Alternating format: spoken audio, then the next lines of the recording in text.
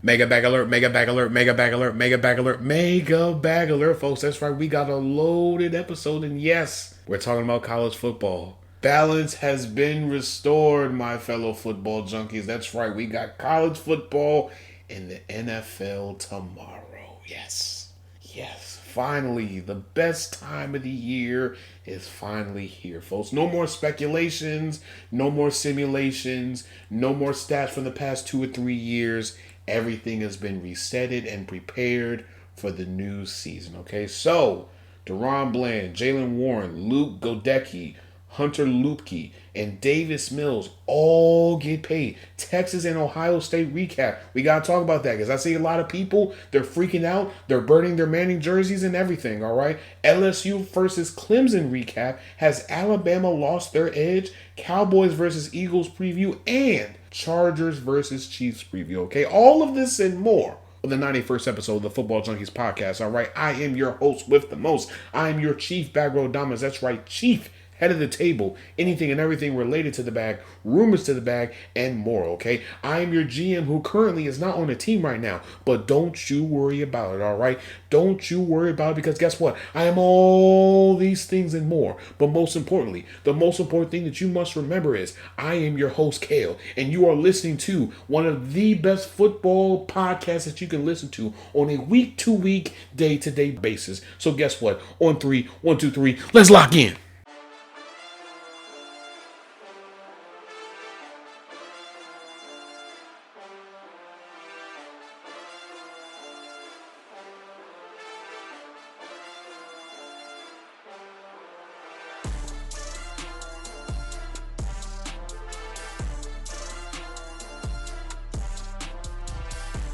All right, folks, let's get into the meat and potatoes of everything that is going on in the league right now. So, this is going to be a fairly short episode, and that's mainly because I want to do another episode previewing all the week 1 matchups for Sunday.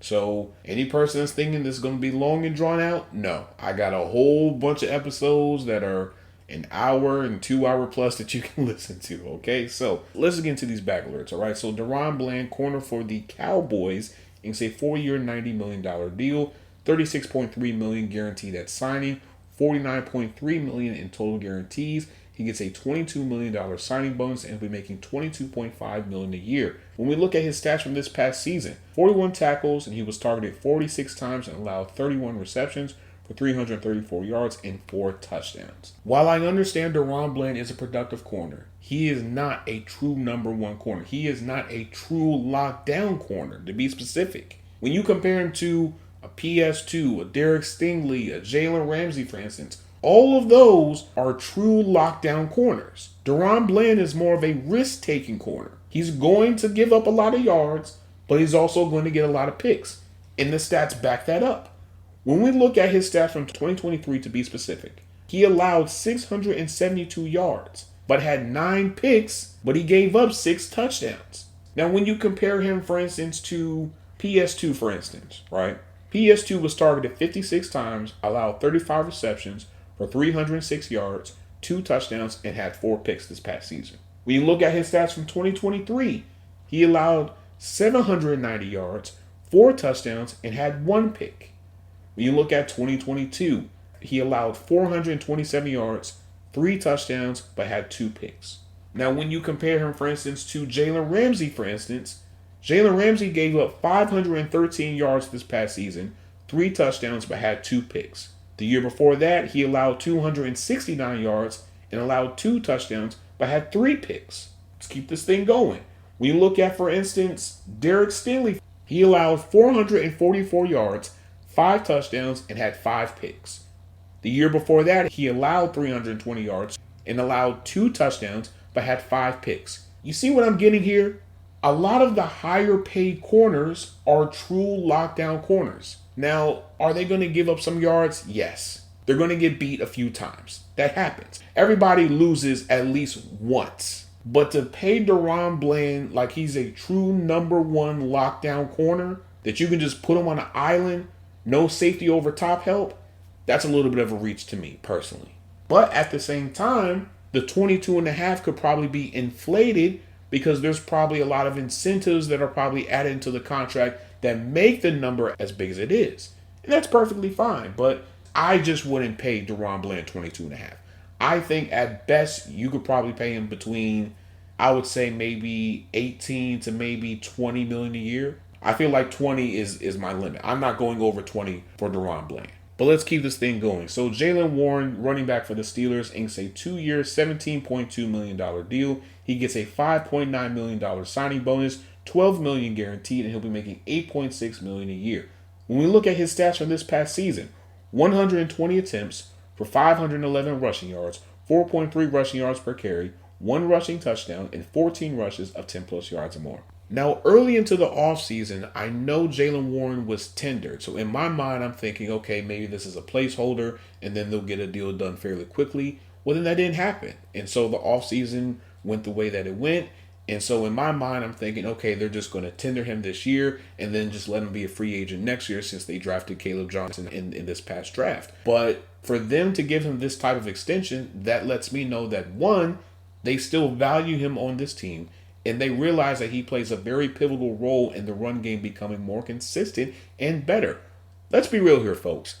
There were periods in time last season where Jaylen Warren was more productive than Najee Harris. Now, a lot of that had to do with scheme fit, and a lot of that had to do with the style of play. Najee Harris is a downhill type of runner compared to Jaylen Warren, who he's sort of a do-it-all type of running back, and it showed. Now that this is out of the way, will the Steelers find a way to resolve Cam Hayward and Chris Boswell's situation? Because Cam Hayward continues to say that he's willing to miss games and Chris Boswell hasn't said anything, so will something be done within the next 24 to 48 hours? Because pretty soon they're going to have to get on a plane and they're going to have to go to New York. So Steelers, either resolve this or just put this on the back burner. Because we all know when the regular season starts, what do the Steelers don't do? They don't negotiate during the regular season. So hopefully something gets resolved there. But let's keep this thing going. So Goedeke, right tackle for the Tampa Bay Buccaneers, inks a 4-year, $90 million deal, $50 million guaranteed. He'll be making $22.5 million a year. When we look at his stats from this past season, according to PFF, he allowed 3 sacks and 17 total pressures. A really good productive right tackle for a market that, I mean, if we're being real here, has definitely blown up in this offseason alone. Like, really think about this for a second here, folks. Both left tackle and right tackle markets have blown up in one offseason. That is very rare. But it continues to show why teams value their right tackles, especially productive right tackles. Because it's one thing if you have a right tackle that's just inconsistent, you can't rely on, he's a weak spot on the offensive line and defenses realize it. But it's another thing when you have a really good productive right tackle that's consistent. He doesn't give up a whole lot of penalties. He holds his own against a lot of the top tier pass rushers. That is what you want. But a trend that not a lot of people are talking about that's really starting to get my attention is teams are starting to value both left tackle and right tackle. And let me explain why. We saw the Jets go back-to-back drafts in drafting tackles. They drafted Olufashanu in 24, and then this year they drafted Armu Membu.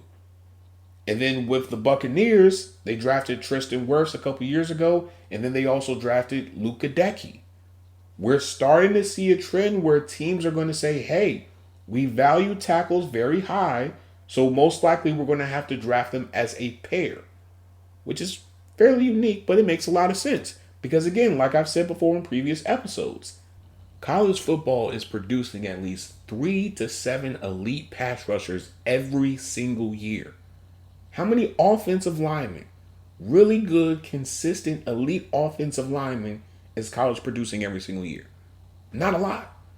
There's not a lot of Tristan Wirfs and Trent Williams and Lane Johnsons and Ronnie Stanleys of the world that are coming out every single year. There may be some prospects, they may have the upside of some of those players, but when they come into the league, are they on that same level? Probably not. So that's why you see a lot of teams are just saying, hey, I'd rather pay you and figure out how I'm going to be able to afford you for the next 3 to 5 years than to take a risk and try to get somebody either in the draft or overpay for somebody in free agency. And even then, like I said before, the offensive linemen that are available in the free agency, they're probably not that good. For Dan Moore to get the money that he got, that's a little bit of an outlier. And even then, we all know that Dan Moore isn't that consistent, but he is a productive, slightly above average left tackle. And some teams will be willing to throw money to that. Not every team, though. But let's keep going. So Davis Mills inks a 1-year, $7 million deal. He'll be making $7 million a year. When we look at his stats from this past season, 36 attempts for 20 completions, 212 passing yards, 5.9 yards per attempt, and a 55.6 completion percentage. Folks, this is just routine business here. Just making sure that C.J. Stroud has a quality backup quarterback. Now, prior to C.J. Stroud getting drafted, Davis Mills was doing his thing. I'm not going to lie. If you look at the stats and if you look at the play, Davis Mills was cutting it up a little bit. Now, am I saying he's on the same level as C.J. Stroud? No. But just knowing that you have a good quality backup quarterback, it is a blessing in disguise, because how many backup quarterbacks in the league right now can you say are really productive and they can at least get you maybe 2 to 3 wins and buy you some time for your quarterback to get healthy? Not a lot. But with that being said, we have to talk about the most important bag alert. Okay, the biggest bag alert of all bag alerts, and it goes to a fullback. That's right, Hunter Luepke, fullback for the Cowboys, inks a 2-year, $7.5 million deal, $5 million guaranteed. He'll be making $3.7 million a year. Now, when we look at his stats from this past season, 12 attempts for 38 rushing yards, 3.2 yards per carry, and 1 rush of 10 plus yards or more. Now, his receiving stats, however, are a little bit more productive. 16 targets for 12 receptions, 111 receiving yards, and 9.3 yards per reception. Folks, you're talking about a fullback that is underrated but very productive. Now, I'll be honest, I didn't know the Cowboys had a fullback. I was always under the impression that it was always the 49ers, the Ravens, and I think the Vikings were the only teams that had fullbacks. But this is a surprise to me. But I will say this, though.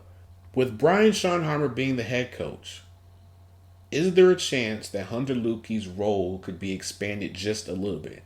Now, I'm not saying that they're going to use Hunter Luepke like how the 49ers use Kyle Juszczyk or how the Ravens use Patrick Ricard. But I do think if they use him in an expanded role, I think it'll stretch the offense a little bit more, while at the same time keeping defenses on their toes and providing another reliable option for Dak Prescott just in case CeeDee Lamb and George Pickens isn't available. But let's talk about college football. So Texas and Ohio State happened this past weekend, and I'll be honest, the game was overhyped.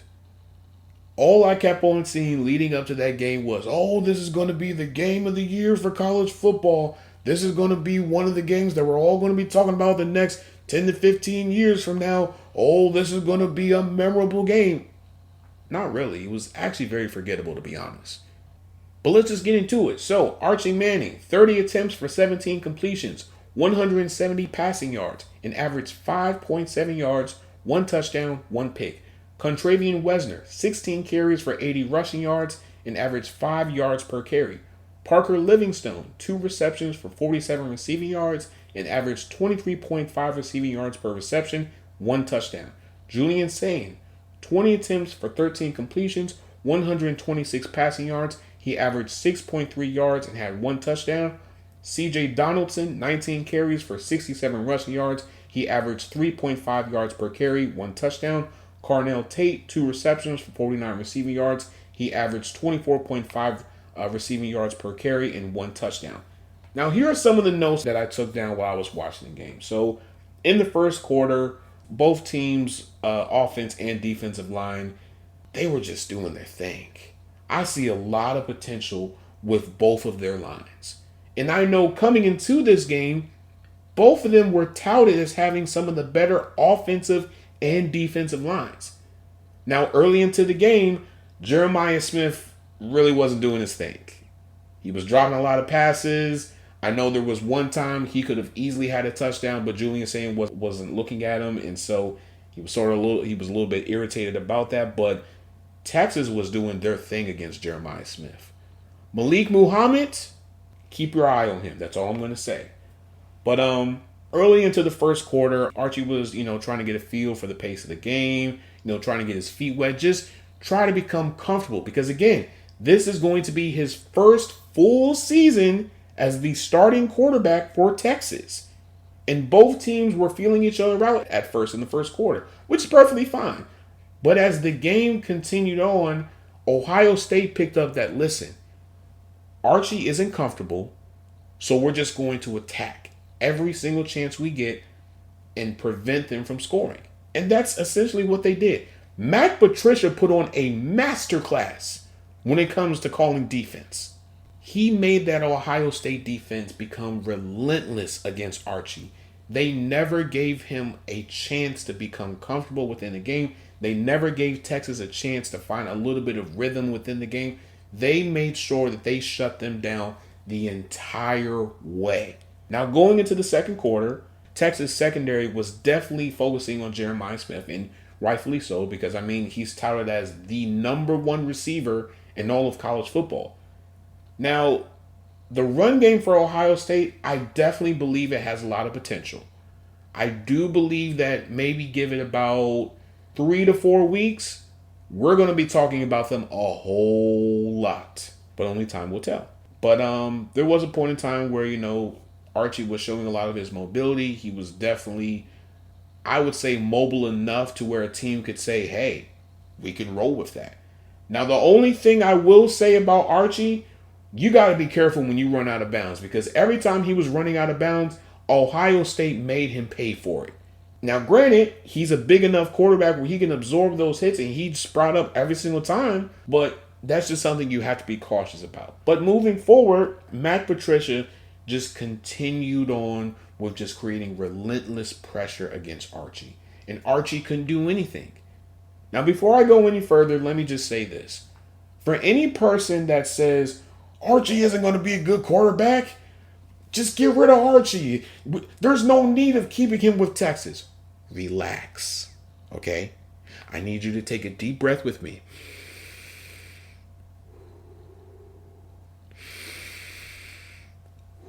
I need you to RELAX. Relax. This is literally his first season.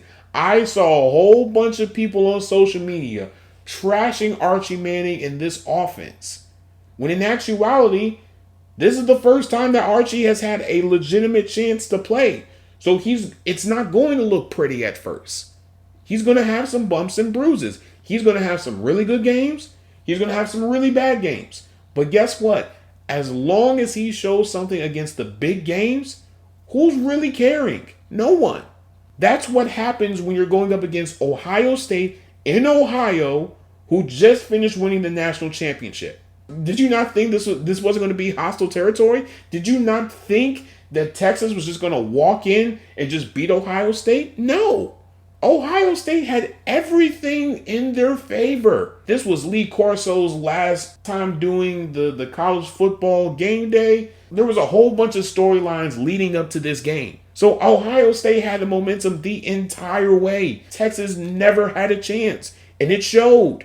Matt Patricia showed why a lot of colleges will probably start getting veteran defensive coordinators from the NFL and making them the defensive coordinators in college football, because in college football, there's a little bit more creativity, because a lot of those quarterbacks don't know certain coverages. They don't know certain disguises. They don't know what to look for in this coverage and that coverage. Whereas a veteran quarterback in the National Football League, they can pick it apart like it's nothing. And that's exactly what happened. But let's continue. So going into the third and fourth quarter, Texas was starting to switch their tempo, and they were doing more short and quick passes, QB runs, motions. They were just trying to just develop some level of rhythm against this Ohio State defense. That defensive line for Ohio State, those pass rushers, you're looking at potential first, second, and maybe third round prospects on that line alone.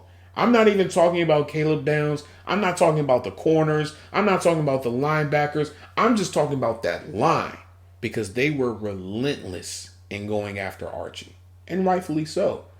But towards the end of the game, around 3:27, maybe around 3:28 is when Texas finally scored. And now everyone's thinking, okay, Texas has a chance. What's the defense going to do? Can the defense make a big play to give it to Archie so that he can make a bigger play and ultimately either tie the game up or just win the game? No, that's not what happened, and the rest is history. But I will say this, and I'm not a quarterback guru. I've never developed a quarterback, but you can tell that Archie's mechanics is just off. His footwork isn't the best. His throwing mechanics is inconsistent. Just the foundational things is just off with Archie. And that's fine. Because he's in the best situation that any quarterback could possibly be in because your head coach is one of the better offensive minds in all of college football.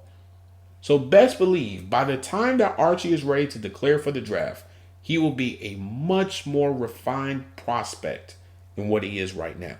But it's going to take some time. As I've said before a couple minutes ago, there's going to be highs and lows this season for Archie. The highs are going to be great and the lows are going to be terrible. But this is the process that he needs to go through in order to be a better prospect in 2 years. Now, when we look at things from a broader perspective for just Texas as a whole, the defense is definitely going to be the strong suit for this team. The offense, I don't really trust as much. Granted, I understand it's just the first week of college football, so a lot can happen from now until the end of college football, but I just need Sark to step up to the big games. I know that he can do it. I know from an X's and O's standpoint, he can go toe-to-toe with some of the best in college football.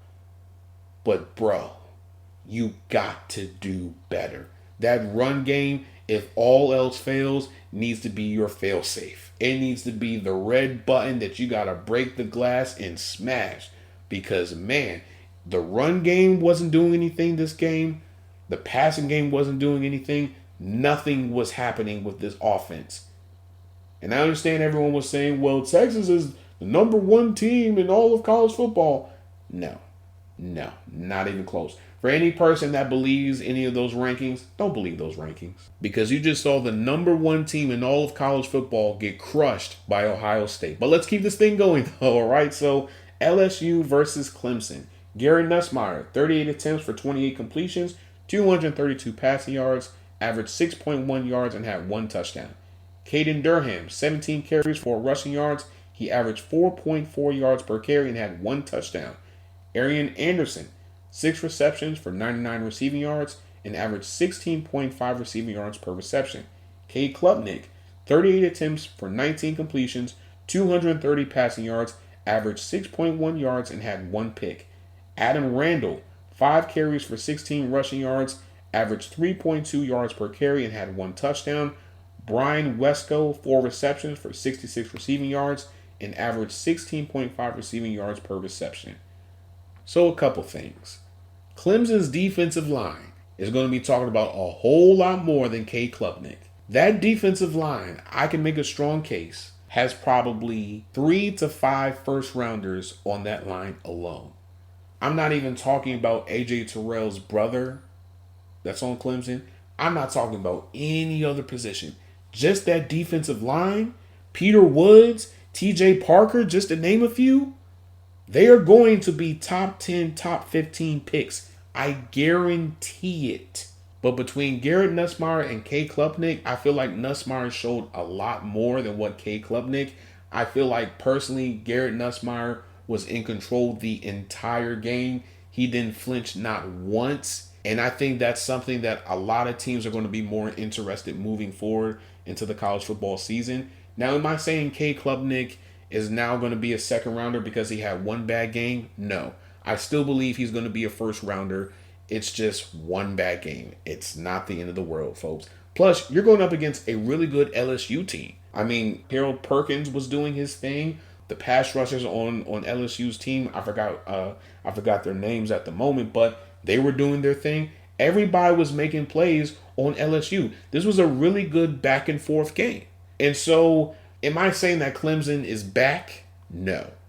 But I do believe this team has the potential to be one of the better Clemson teams that we've seen in the last few years. Because the last time Clemson was really dominant was when Trevor Lawrence was in college. Since then, they've fallen off a cliff, disrespectfully. But let's talk about good old Alabama, the Tide, because we don't give a piss about what? The Tide, because it's all about the Tide. And I think that tide has finally rescinded. But on a serious note, Alabama is starting to see what Nick Saban saw prior to this point. And let me explain. The reason why Nick Saban left college football wasn't because he was tired of it. It's because he realized that, listen, I can no longer go in somebody's house and say, I want you to come and play for Alabama just because it's me. No. Players are now talking about NILs. How much my NIL is going to be worth? Well, I need my NIL to be about 2 or 3 million. Well, I need this incentive and that incentives with my NIL. There's not a lot of players that are just saying, hey, I'm just going here because this is the best opportunity for me. And so when you factor that in play, of course, Alabama's going to be at a disadvantage. Texas every single year signs a blank check for recruitment. Georgia does the same thing, as well as LSU. Alabama is the only one that doesn't have legitimate donors that they can lean on and say, hey, we need you to help us.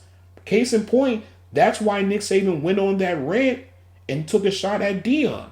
Because he realizes that, hey, my pitch no longer works. Everything that I used to do in recruitment no longer works. And now what you're starting to see is the empire that was Alabama starting to crumble right in front of our eyes. For one, the quarterback play was just bad. I have never seen an Alabama quarterback play as bad as what Simpson did against Florida State.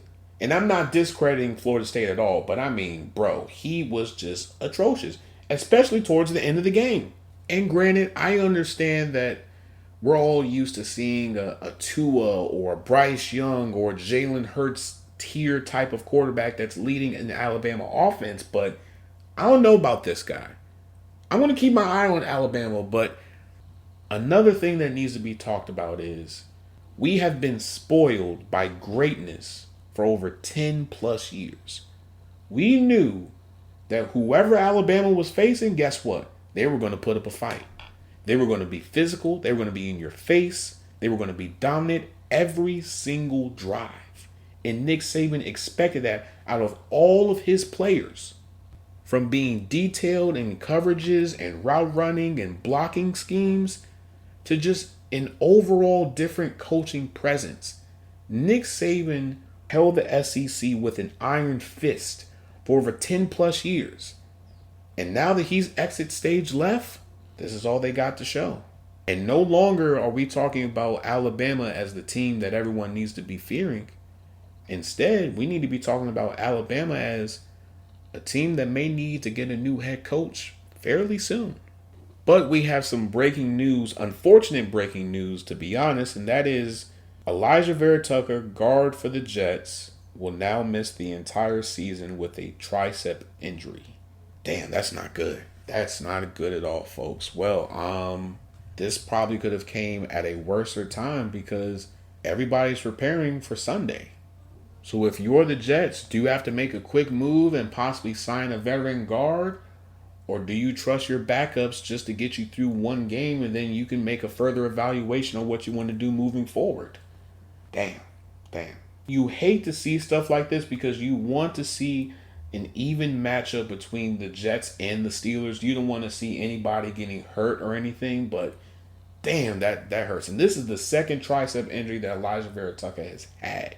Damn, that's not good. Prayers to you, bro. Prayers to you. But before we go any further, we do have to pay some bills. Pardon the interruption, but this is your GM, your bag road Dominus, here to talk about RSS.com, all right? So if you guys already don't know, I am a RSS.com affiliate, and so I just want to tell you for just a quick moment about why you should choose RSS.com. So me personally, on my journey of podcasting, I was looking at different platforms just to find the right place.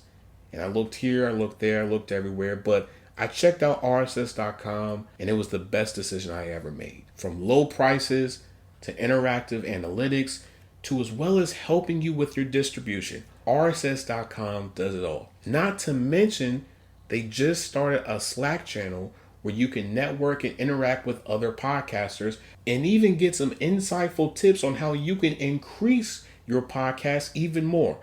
Also, RSS.com just launched their paid ads program. So now you can get paid for posting your content. Not to mention, all you have to do is just have 10 downloads and you're qualified for it. Who would want to get paid for doing something that they're passionate about doing? So head on over to RSS.com. I will be attaching my RSS affiliate link within the description. When you click on that link, I will be able to receive some compensation for it. And with that compensation, I will be able to give you guys a better product. A lot of that money will go towards upgrading the microphones, computers, new subscriptions for more analytical information that we can use for future podcasts, all of that and more. Thank you for your support, and thank you RSS.com for making me an affiliate. Now back to the good stuff. And we're back, folks, and we have football to talk about. All right, Cowboys versus Eagles. These are 4 points, and I'm going to be keeping my eye on during this game. Can the Cowboys offense keep the game close? We all know that the Eagles are one of the better offenses in the league, and we know that they have multiple ways of scoring. So can the Cowboys find a way to keep it close with them? How will the Eagles secondary handle the Pickens-Lamb duo? Because we all know Quinyon Mitchell is going to go up against CeeDee Lamb. So who's going to face George Pickens? Because I know there was one point in the offseason where a lot of people were saying the Eagles were going to move Cooper DeJean back to safety, but would it be better to just use him in more of a hybrid role? Maybe? Just saying. Because, I mean, I think they still have Adoree Jackson, and I'm going to be honest with you, that's a barbecue chicken alert right there. No disrespect to Adoree Jackson, but I believe right now George Pickens is going to be a problem. Whoever has to face him. But can the Eagles avoid a Super Bowl hangover? Now, I know everybody's been saying we're not focused on the past, we're focused on the present, but guess what? Actions speak louder than words. So I want to see it so that I can believe it. And how effective will the Cowboys D-line look against the Eagles? I understand they have Kenny Clark, but Kenny Clark is just one person. How is everybody else going to look going up against the Eagles? Because this is going to be a team effort. It can't just be just one person doing everything. Everybody is going to have to step up in order for this defensive line to actually be productive this year. But here's a few junkie nuggets. So during the 2024 season, George Pickens had the 7th highest deep route rate in the NFL at 23.8%. When targeted on these routes, George Pickens had 15 receptions for 515 yards and 1 touchdown. In 2024, the Cowboys generated a 37.1 pressure rate, which was the 4th highest rate in the league.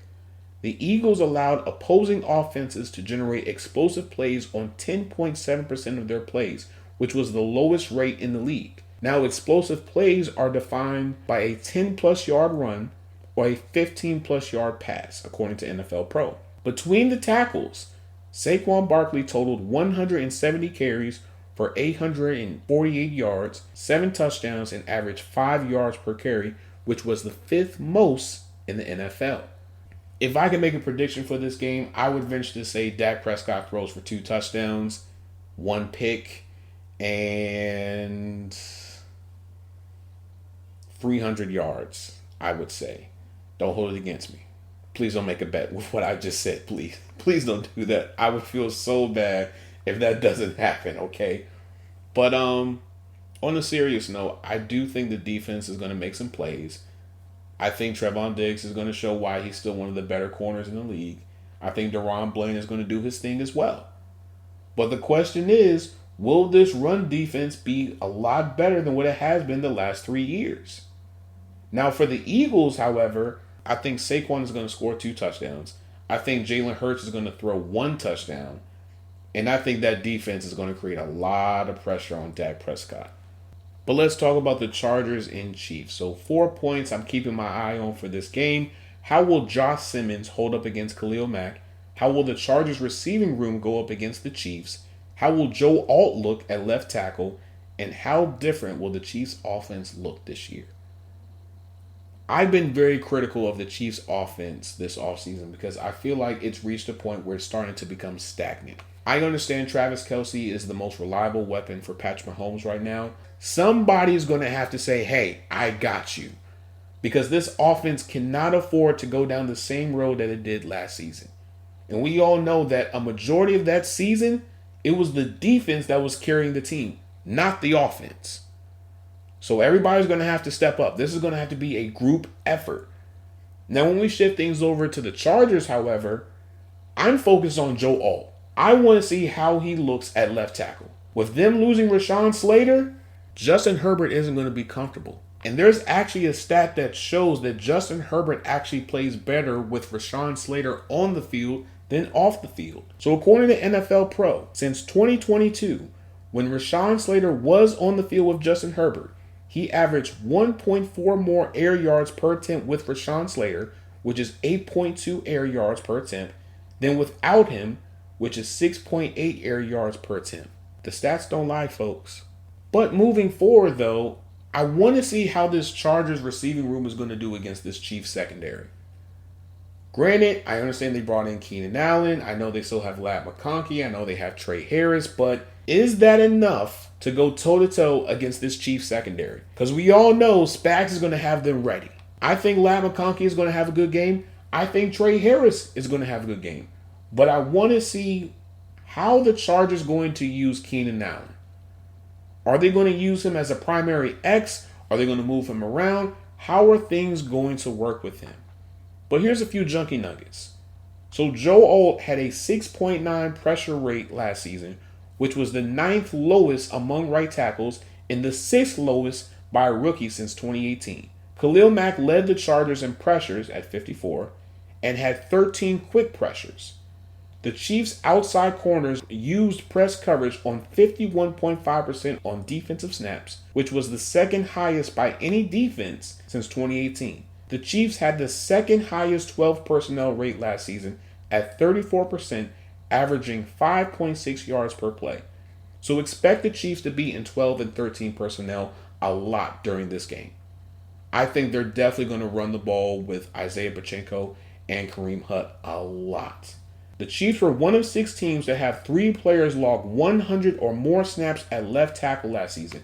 We all know that left tackle has been a problem for them for the last few years. They've tried to address it in free agency. They've tried to address it via trade. They've tried to address it via the draft. And hopefully Josh Simmons is the answer to their left tackle woes. When aligned at edge, Chris Jones generated 23 pressures, which was the most among defensive tackles. I think Patrick Mahomes is going to have a pretty good game. I think he's probably going to throw maybe 2 touchdowns, probably 300 yards. Travis Kelce does his thing. Isaiah Pacheco does his thing. Chris Jones becomes the game record that we all know and love and fear. But I think this Chargers team, I think they're going to put up a fight. I think that Chargers defense is going to give Patrick Mahomes a run for his money. I don't know how they're going to do it, but I believe that they're going to do it. But I'm going to end this episode here. If you guys like what you're listening, please make sure you guys download the episodes. Share the episodes with somebody who loves football just as much as you do, okay? For my audio listeners, make sure you guys leave a 5-star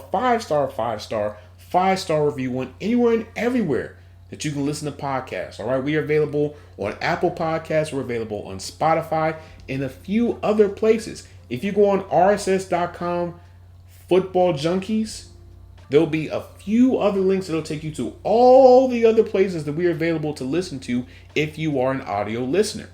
Also, the link to my RSS channel is available in the description. It's going to be available on the YouTube and anywhere else, all right?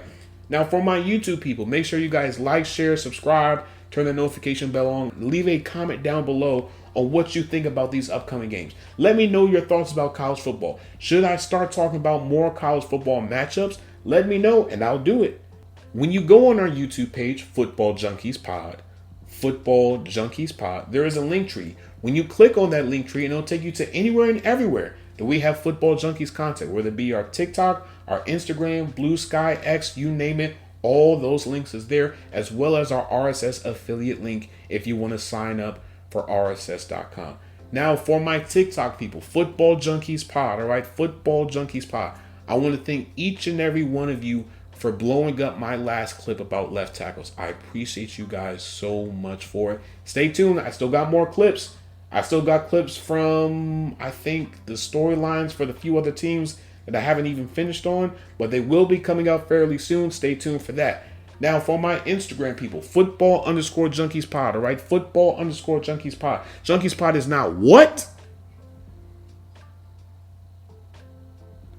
It is together, not spaced, all right? It is together, not spaced. Football_junkies pod. Now for X/Twitter, GM Kale, all right? GM Kale, Kaile. It's the same thing with Blue Sky as well. GM Kale, GMKAILE. As always, I hope I gave you guys the fix that you guys need. I love you guys. I appreciate you guys so much. Thank you guys so much for being with me on this journey. And stay tuned. There will be another episode coming out fairly soon. So as always, this is your GM Kale signing out. Peace and love. Later.